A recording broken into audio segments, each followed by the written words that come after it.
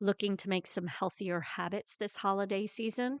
Make sure to check out our Moving Through Midlife community over on Facebook, as we are doing a Planksgiving event where we are doing daily plank workouts. We will be doing an advent for healthy, happy hips this holiday season, and then also have a sugar challenge, a 2-week sugar challenge that you might be interested in. Happy holidays!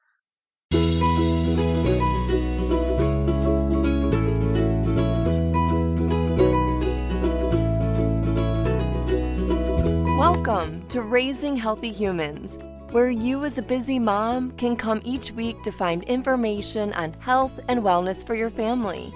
Enjoy experts discussing tips to help raise children through each phase of life. Gather current information on nutrition and wellness. And listen to Courtney, a personal trainer and founder of FormFit, to provide you with movement and posture tips along the way. It's our goal to help provide you with the information you need to help raise healthy humans.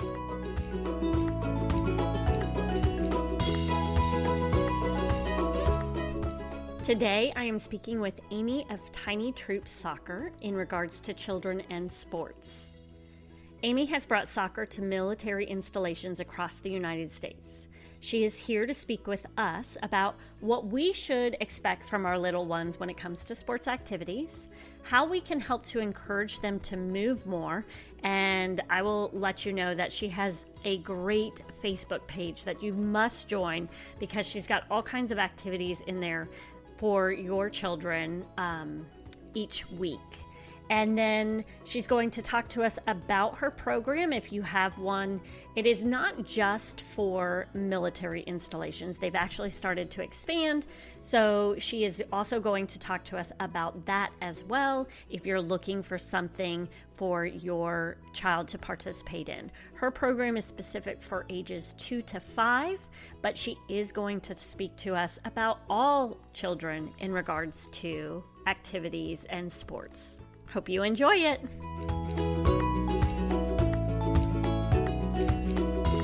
I first want to let you know that because you played soccer, right? Yeah. Okay. So my middle son, I have 3 children. My middle son is very much into soccer. So Nice. I was going to make sure I shared some information with him if you have anything to share. Yeah, I do.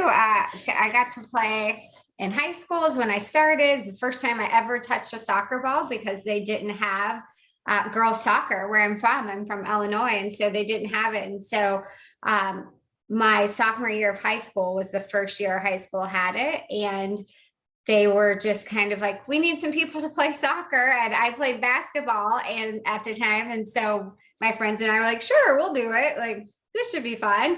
So that's the first time I ever touched a soccer ball, was in the sophomore in high school. And then I played in college, Wow.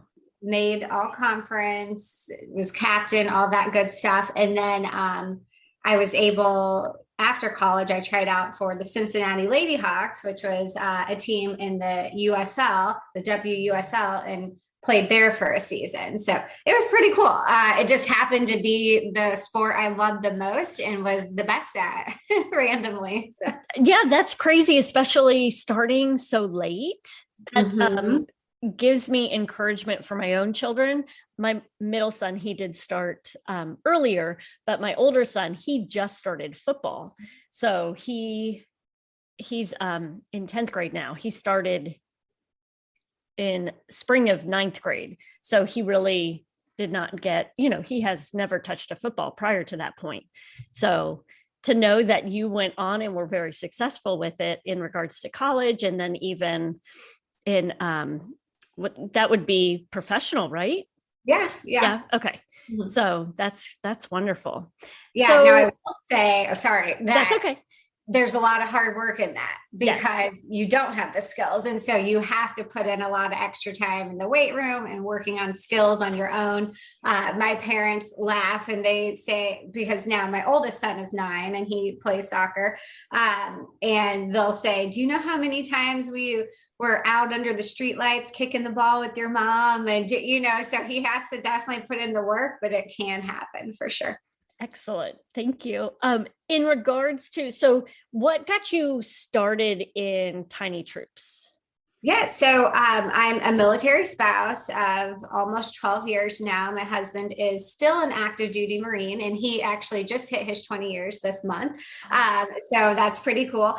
But prior to marrying him, I still am a very career oriented person. And so marrying into the military, you don't know what that means until you're married into the military. And so prior to that, I just know like, oh, we support our troops. Yay. And that was the extent of it. So marrying into it, I knew I had to leave a job. I didn't know I had to leave my career. And that was a big, big, hard adjustment, which my story is not unique. That's how it is for most military spouses. And so what my career was going to be, my master's degree is in sport management. I had interned with the Philadelphia 76ers, the NBA team, and the Philadelphia Kicks, which is a professional indoor team there. And so I'd always wanted to work for a community relations department of a professional team. So I love giving back. I've worked at Boys and Girls Club, Big Brothers Big Sisters, all that volunteer stuff. And so I wanted to do that on a large scale in the sports arena, which I loved. And so I was actually headed to work with the Jacksonville Jaguars. I'd already been down there. And my husband and I, now husband, were at a job fair at the local community college back home, and our booths were next to each other. I was the program director at the Boys and Girls Club, and he was recruiting for the Marine Corps, and our booths just happened to be next to each other. And he was in his dress blues uniform, so looking all handsome and dapper. So we exchanged numbers, and on our first day, I said, well, just so you know, I'm moving to Jacksonville, Florida. And he's like, well, just so you know, I'm moving to California at the end of the year. So we're like, okay, so fast forward a year, and Courtney, I am in Oceanside, California, not Jacksonville, Florida. And then within a year, we moved to Okinawa, Japan. We were stationed there. And so my career, so it already had switched, right? And so even just trying to find a job in my field was super hard. And then we moved overseas, and then your job opportunities are even more limited, especially if you want a specific field.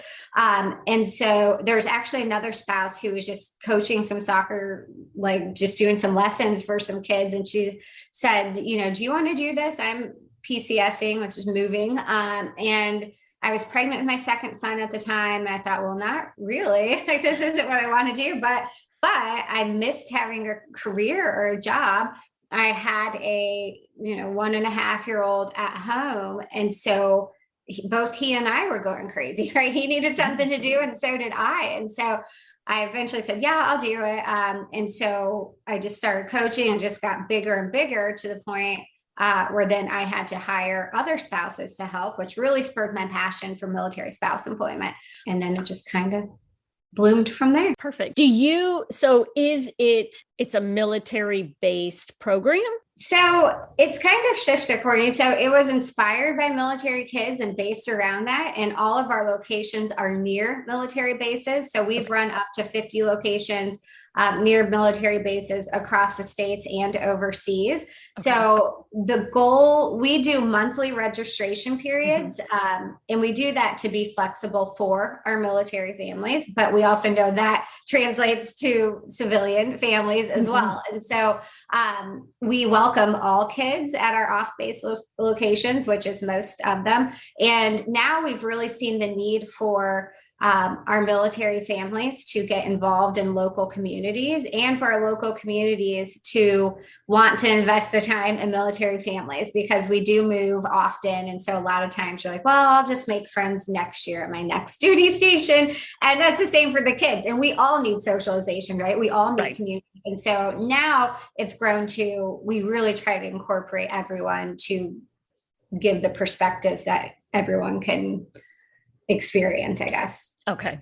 And do you, is this a franchise? Or is it a licensing program? Yeah. So it's actually not. Okay. It's not. So I am the director. I'm the owner. I have an assistant director, and then I have about 6 other people on my admin staff. And then all of our coaches are employees. And so we have employees in, I think, 17 states in a couple of countries. And so that's the way we run it right now. Okay. Franchising may be in the future, and I have looked into that a bit, but we just need to work on getting more profitability. It is profitable. It's going great. However, in order to fully franchise, you need to be able to offer a little bit more than we have right now. Yeah. Okay. I was just curious. Yeah. Okay. So why would you recommend little ones get involved in a program like Tiny Troops Soccer? Yeah. So I say, and this is actually a different answer than most people think. A lot of people want to get their kids in soccer and they're expecting them to play soccer, like what you traditionally think of the game, right? And that's what a lot of parents want to see. But with our program, we really focus on the developmental things. So we focus on, let's work on gross motor skills so your child doesn't fall over when running. Mm-hmm. Let's work on getting them to realize that when I play soccer, the ball stays on the ground and not in my hands. Let's get them working on listening to someone besides mom and dad and being able to work in a group without touching our friends and be able to, so we're focusing on all of these things that will lay the foundation for when they are cognitively ready to move into gameplay and they'll be able to. So I recommend parents joining these programs. It has to be, again, a specific program. Don't just go sign them up for soccer. Is it cute as can be when they're running and playing and don't know what's going on? Yes, it is. But that's not really going to produce what you want, which is solid foundations to be a good sports player as they grow up. And so you do have to definitely be specific in the program that you choose, something like Tiny Troop Soccer, where you're focusing on age appropriate developmental stages and what they can do and should be able to do. But all of those things I just mentioned translate into school as well. So my kids are super young. We do 2 to 5 year olds. And so a lot of times this is literally their first anything outside of the home, right? So they have to learn to deal with overstimulation, to deal with, like I said, someone else besides mom telling me what to do, to have all these kids running around when I've just been at home with mom. So what does that translate into? School, right? Mm-hmm. So now we can listen to a teacher, we can sit at our desk, we can see that other people are doing things around me, but I can still control my own body. So it's teaching so many things. So that's why I recommend it. Getting into something like this. I don't recommend just throwing them into a league play because that's not, like I said, cute as could be, but it's not producing anything that you want it to.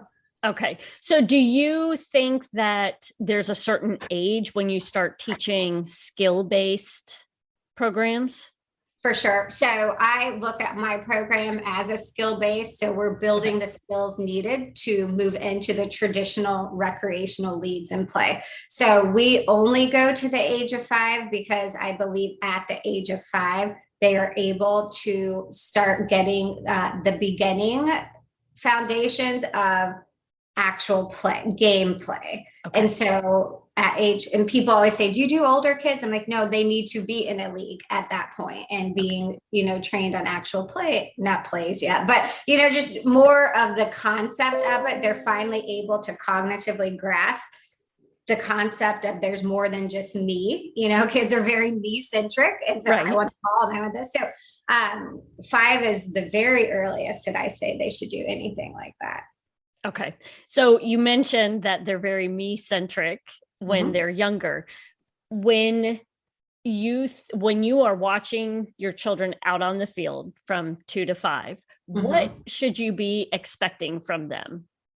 Okay. So the first thing is that they're having fun. So many of us forget that the actual point of sports is to be doing something physical that you enjoy, right? And the attrition rate is so crazy as the kids get older, because it starts to get so serious and competitive. And if you don't have the right coach, you lose that fun. And so of course a kid doesn't want to go to practice every day for 2 hours when it's not fun, right? So if they're not having fun, not a good sign, right? Now that is different from my 2-year-old's clinging to my leg today, or it's just not a good day and they're not doing it. Like that is going to happen. We have so many parents who are quick to say, well, we're just going to go home. They were so excited and now it's not happening. And we're like, no, this is exactly what we expect. This is completely normal. It does not mean that they hate soccer or hate coming or hate anything. It simply means that they're overstimulated. They don't really know what soccer is. They know that you bought them a ball and these new shoes and they're so excited and they get out of the car. They're like, whoa, thousands of people, like loud lady coach, like this is not okay with me. So they just need to process it. So anyhow, if they're having fun, there should not be a lot of lines. We don't have, I think, any activities that have a line because at this age, it's so important to keep them moving for behavior wise, but also because they need to get as many touches on the ball as possible. So each child should have their own ball and they should have that almost the whole entire time. So if they're waiting in lines, that's a no-go. That's not good. If the coach isn't a happy and fun person, like it's that, especially at this age. So when we hire Courtney, we actually have our coaches read The Book with No Pictures by BJ Novak, the office guy. And on the interview, and it's pretty funny, but we say, you have to forget that there are other adults around. This isn't the traditional coaching job. Just because you coach football with high schoolers, this is not preschool. No. Right. So you have to be able to act like a monkey and act like an airplane and, do all these things. So the coach has to have a good personality in that stage too. Okay. When do you recommend parents kind of when they're watching their children playing and stuff? Because you hear so much about people like giving up too early. I made them, you have to be consistent and follow through. And I know with your program, it's a month at a time. So there isn't that requirement of having to follow through. You've got a month, which is great, especially for younger children.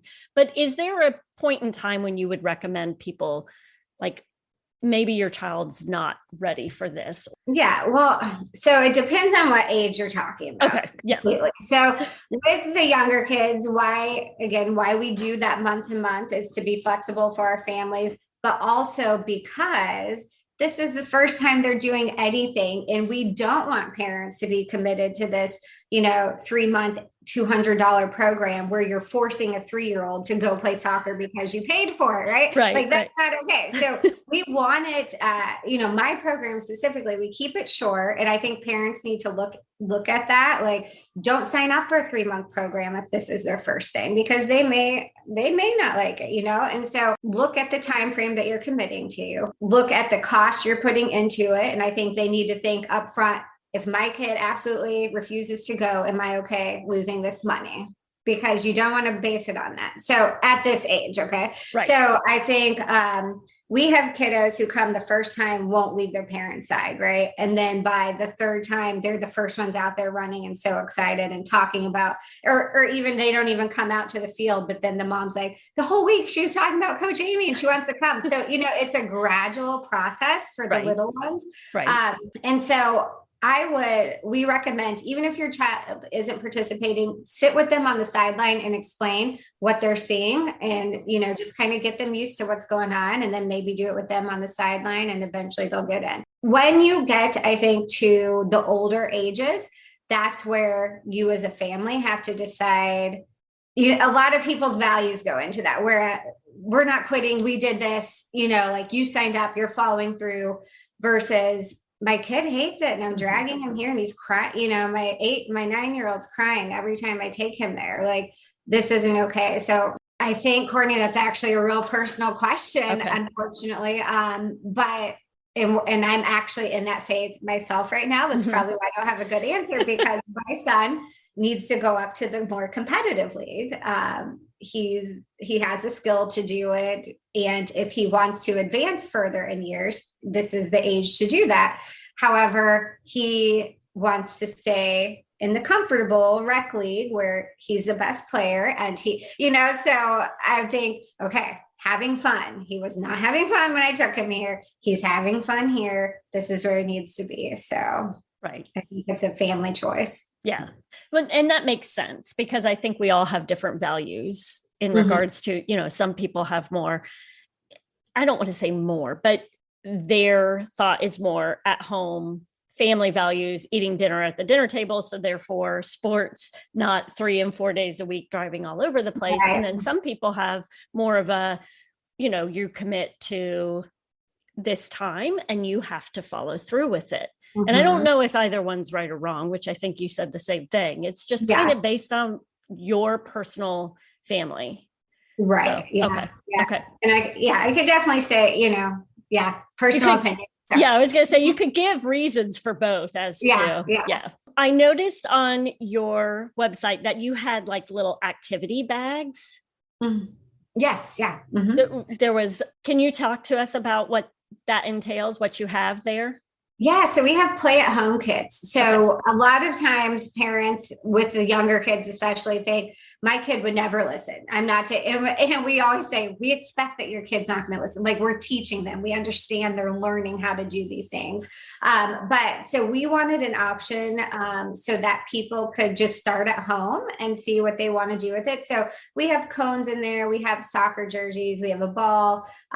We have Easter eggs. We have a lot of the different things we use on the field as tools to keep it fun and engaging, but that's also working on different gross motor skills, proprioception, their locomotor skills. So all these things that people, if you don't have the background in it, you don't see, but that it needs to be developed. So the play at home kits are perfect for if your kiddo has already played soccer or if they don't play at all. And a lot of the activities you can do parent and me, or they can be self-led. So with my 4-year-old, I'll do it with him a couple times, and then maybe I go do something else, and then I'll see him still doing it, or he'll get out the soccer ball lily pads we have and do the game himself. So it's a really good tool for, like I said, to work on all those skills. And in the winter months, especially, you're not getting outside as much, but it's equally as critical to get physical activity in, if not more,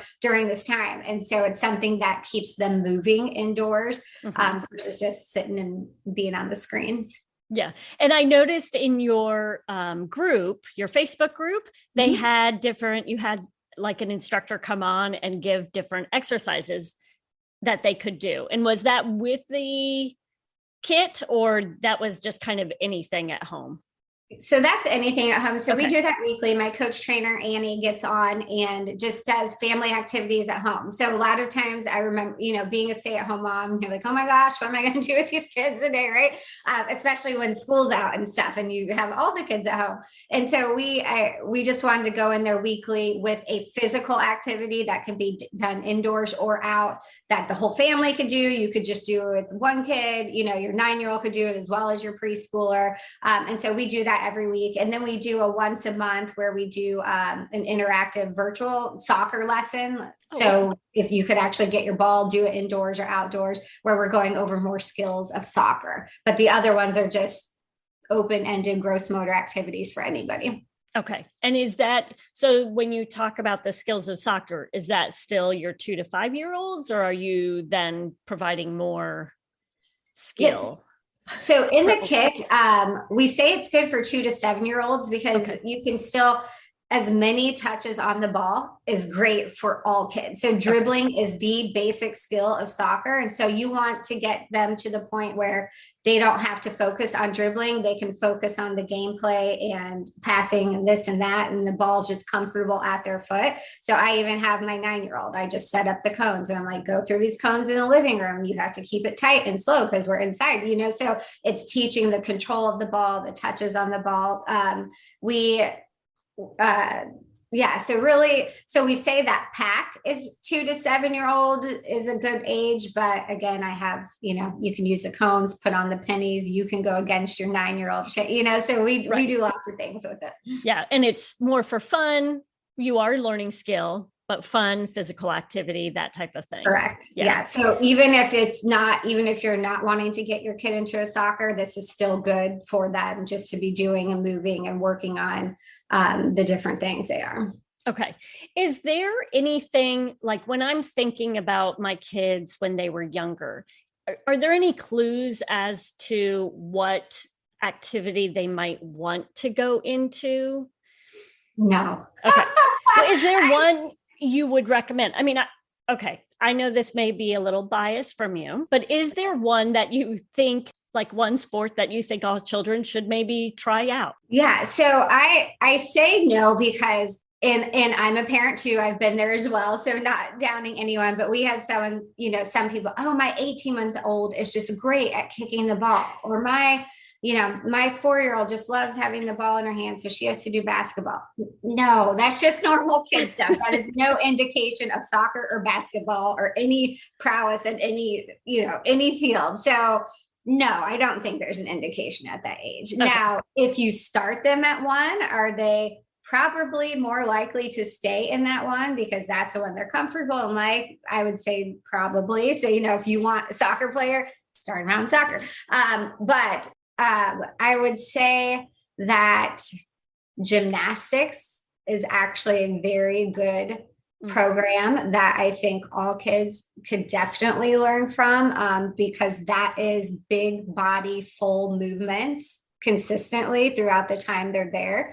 And they're also learning how to fall. Mm-hmm. I know it doesn't make sense, but they know, okay, tuck my head if I'm rolling. So that translates into if you get knocked down in soccer, a football player, so I think gymnastics, and it builds core strength, which is needed for activities of daily living, Mm-hmm. So yep. I think gymnastics is actually a great sport to start in. But then I would also say soccer after that, because at this age, they're not going to sit and listen to instruction for very long at all. And so soccer is one of the few that they're constantly moving. Mm-hmm. And so that plays well for the young age group too. Okay. Not even biased. I truly think no. Well, and I was going to say the same thing because both of my children played soccer for a period of time. And I agree with you, although I loved that you mentioned the gymnastics, because I think everything you mentioned is definitely spot on with that. But I felt like there was more freedom with soccer for these kids to be able to run. Yes. And I have a personal example of that. I started my oldest son in, didn't start, but he played baseball first year, or t-ball or whatever it is. Not for him. He was like, this is the worst thing ever because it's so low activity. Mm-hmm. It's such a low activity level.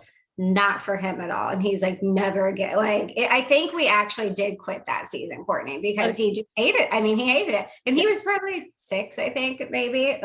He needed to move and run. And that is why we know soccer is perfect for him, because he has those high gross motor needs that he needs to do.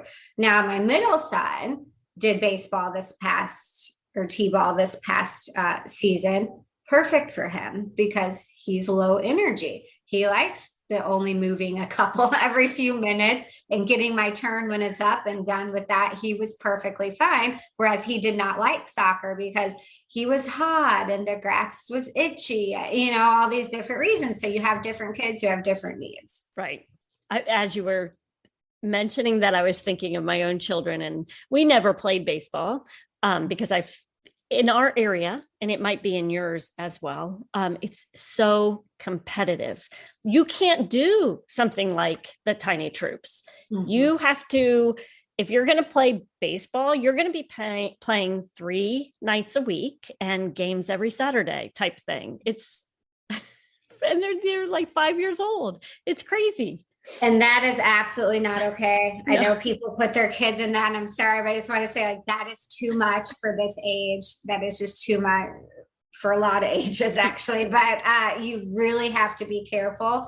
And I think be vocal and be open with your kids, vocal with the coaches as they get older, that our family schedule can't commit to this. So you either need to do a club closer to us, or we need to choose something else, because I think a lot of us as parents sacrifice, and you have multiple kids, right? I'm just getting into multiple kids sports. Yeah. So there is sacrifice from everybody, and to mm-hmm. realize we can't do it all, and they'll be okay if they can't do travel this season, or if they can't do whatever.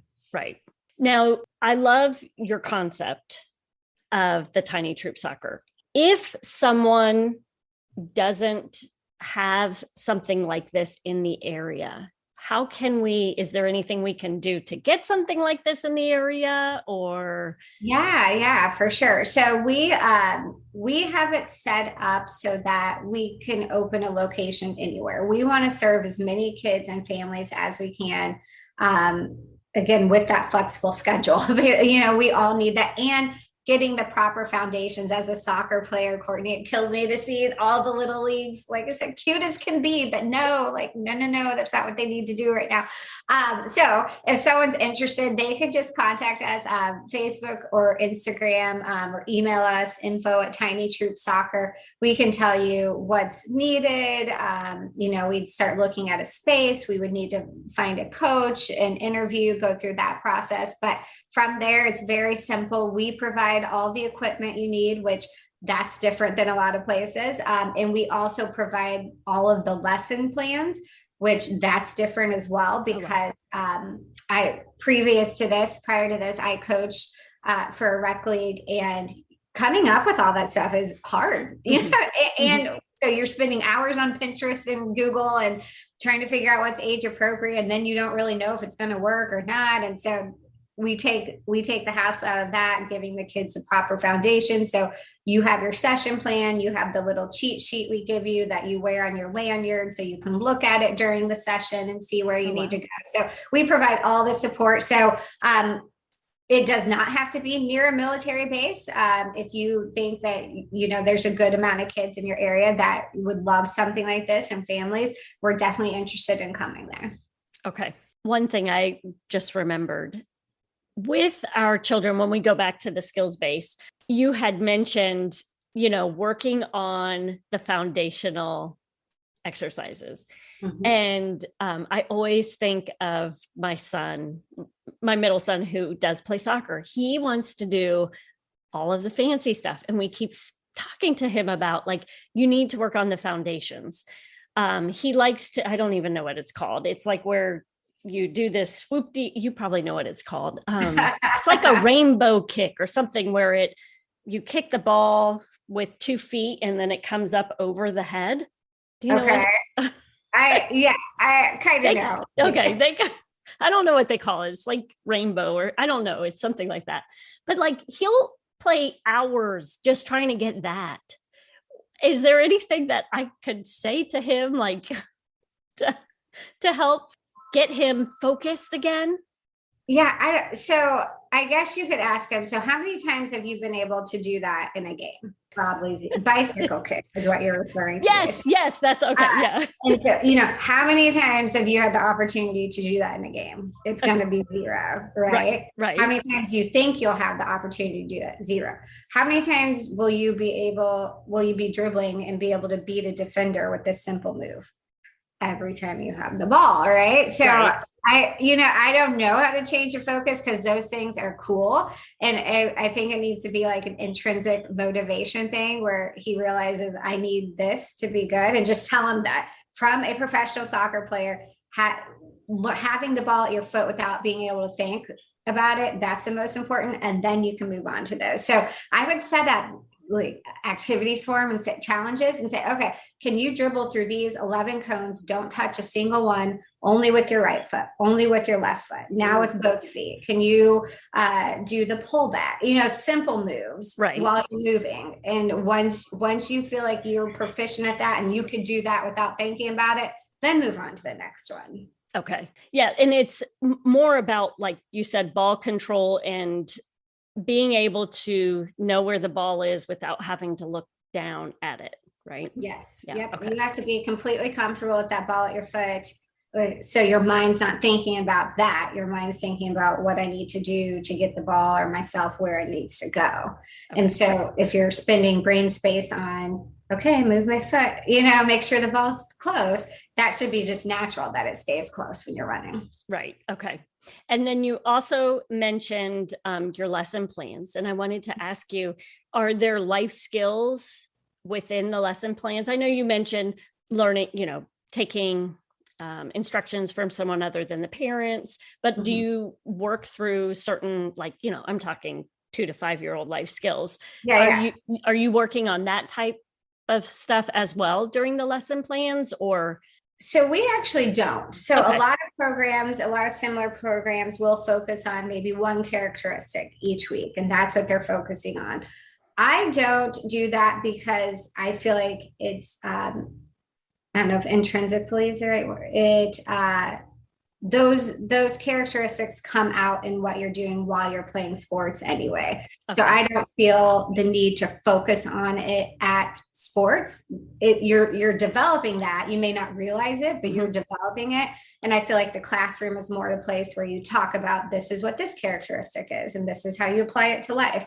But just being a lifelong athlete, there's so many of those great things that just automatically you develop. And then later in life, you realize, wow, like this came because I did this, and this helped me do this. So yeah, we don't focus on it specifically. Okay. And one more question in regards to when we're thinking of our children between that age, how much teamwork should we expect to be occurring? None. Pretty much none. So it goes back to that me-centric thing. And that's why I say I do not like leagues for this under 5, because you may have one, possibly 2 kids who are fast and can maybe, I won't even call it dribble per se, maybe kick and run. And then the rest of the team never touches the ball or has no idea what's going on. And so, and is that kid passing? No, because they want the ball, they want to score, which is fine. Like that is what they do. That is what their brain is capable of thinking.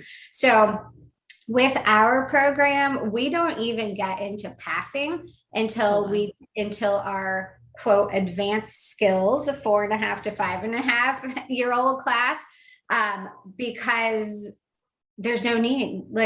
Yes. Can you teach them to kick back and forth to each other? Yes.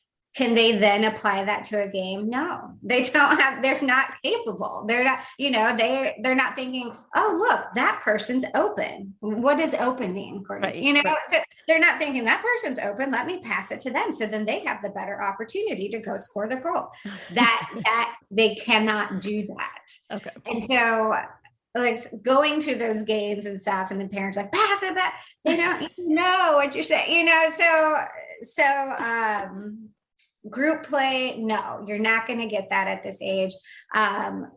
Our advanced skills, and I quote that because it's kind of funny, but our advanced skills class, we get into passing, because they do need to start transitioning to, okay, this is what an on-field soccer match is like. And these are the things, we do need to know these bigger skills. So kind of just to give them an introduction to that before they get on a regular rec league. But no, don't expect team play. And that we don't even really say like, oh, we're going to do team stuff, because we're not. We're working on your kid building the skills they need. Okay, perfect. Now, where can everybody find you, and where can we learn more about your program and this the soccer kit? Yeah, so we our website's tinytroopsoccer.com. It is being revamped right now, but you can go there to find the info. Our Facebook page, Tiny Troop Soccer, is a great resource. We do have a parents group as well, where we put more personalized, more specific stuff in there than you'll find on our Facebook page. So you can ask to join that. We have Instagram, Tiny Troop Soccer. If I have LinkedIn, I'm pretty active on there about women in sports and entrepreneurship and military spouse stuff. So you can find me there personally at Amy Tiny Troop Soccer. And our play at home kits, we currently have a pop-up shop going on with some cute little things. We also have some soccer mom t-shirts that aren't Tiny Troop specific. So if you're a soccer mom, you can go ahead and grab them. They're super cute. You can find those all. You'll find the link on our Facebook page. You can find it there. Okay, perfect. And is there anything else you'd like to share with our listeners? I just want to say how important it is to get your kiddos out and doing something physical, especially if you're in a situation like military families. Our kiddos go through so much extra stress and circumstances. And so we all know that physical health benefits emotional and mental and mental health. And so that's one tool we can use to keep our kiddos functioning properly. So just remember, whatever sport it is, get your kiddos out. It's even during the winter, get them doing something in the house if you need to. Make an obstacle course. Check out, we have a YouTube page that has all of that. All of our activities that you can do at home there too. And Courtney, I did forget, I do have a book that I made, I created for military families. It's called I Will Be Okay, Adventures of a Military Kid. And it pretty much sums up what I just said, talks about the importance of getting our kids, but it's a fun kids book. But that's the underlying theme is get out. It helps you adjust to new situations, new people. It helps pass the time when, like right now, my husband's gone, helps pass the time for kiddos when husband's gone. So you can find that on Amazon. I Will Be Okay, Adventures of a Military Kid. Oh, that's great. Thank you so much.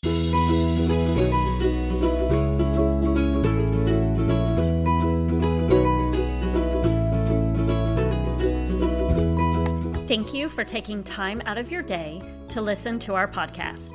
I hope you found this information valuable and hope that you are able to immediately use some of the information that was provided.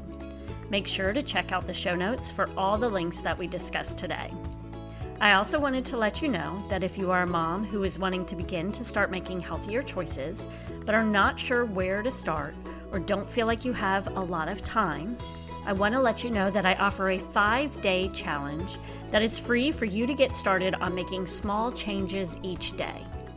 It provides you with a quick 5-minute movement or workout routine, along with a 5-day meal plan with family-friendly meals you will enjoy, and a tip that will help you to find ways to move and live healthier. Just head to formfitnaples.com/fit5 to sign up. Again, that information will be in our show notes, so just head there, click on that link, and you'll be able to get started with the 5-day challenge immediately. Now make sure to go out and enjoy your day while practicing small, healthy choices that will make lasting changes.